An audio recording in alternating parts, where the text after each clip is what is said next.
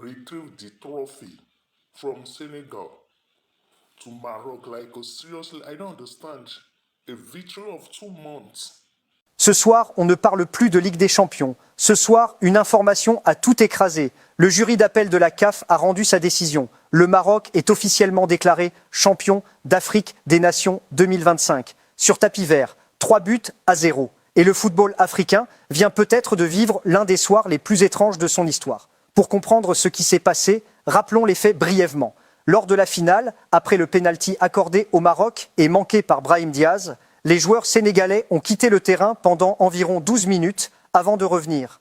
La rencontre a repris, le Sénégal a marqué et gagné aux prolongations.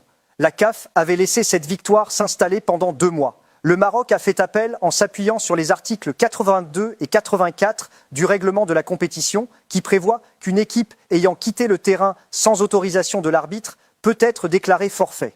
Et ce soir, le jury d'appel a suivi cet argument. Ce qu'on observe en regardant les réactions, c'est que cette décision ne satisfait personne pleinement. Même du côté marocain, les réactions sont étranges. Il y a de la surprise, de l'incrédulité, un mélange de soulagement et d'embarras. Brahim Diaz qui apprend en direct qu'il est champion d'Afrique sur le banc pendant le match retour contre Manchester City. Une image bizarre, presque surréaliste. Un joueur qui découvre qu'il a remporté un titre continental 2 mois après la compétition pendant un match de Ligue des Champions. Ce n'est pas ainsi qu'on imagine célébrer un titre.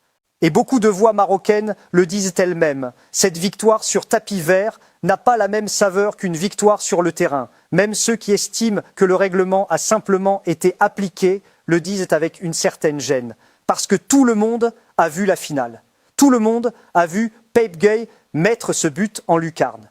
Tout le monde a vu le Sénégal célébrer, rentrer en héros, faire les parades dans leur pays. Et rétroactivement effacer tout ça par une décision administrative, même si elle est réglementairement fondée, laisse un goût bizarre dans la bouche.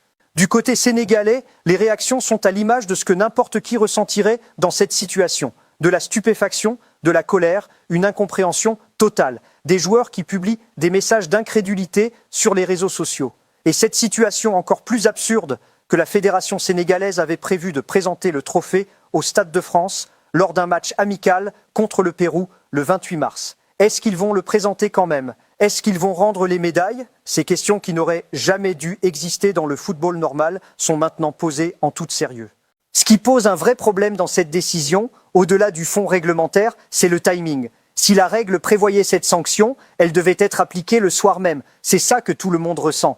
L'arbitre, certes dépassé par les événements, a laissé le match reprendre. La CAF n'a pas pris la décision sur le moment. Et 2 mois après, quand la fête est passée, quand les célébrations ont eu lieu, quand les joueurs sont retournés dans leurs clubs respectifs et ont été accueillis en héros, on vient leur dire que tout ça n'existe plus.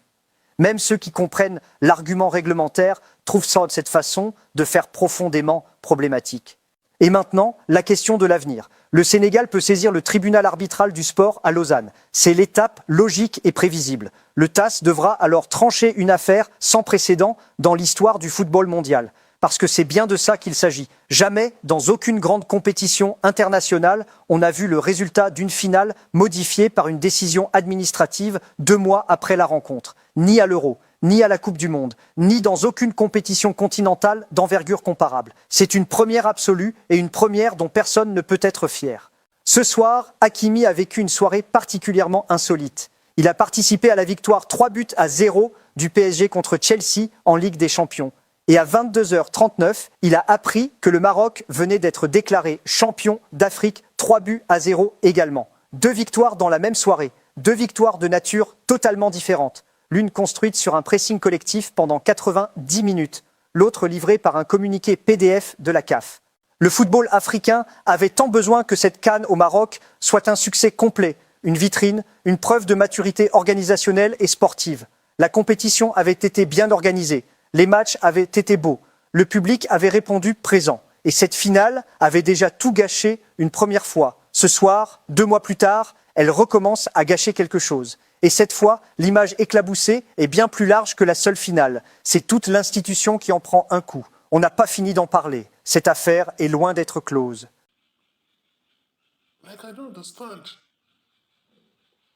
If that is the case, They should go back into 1976 because the same thing happened in 1976 when the Maroc team ran out of the field. Look yourself. The same thing happened.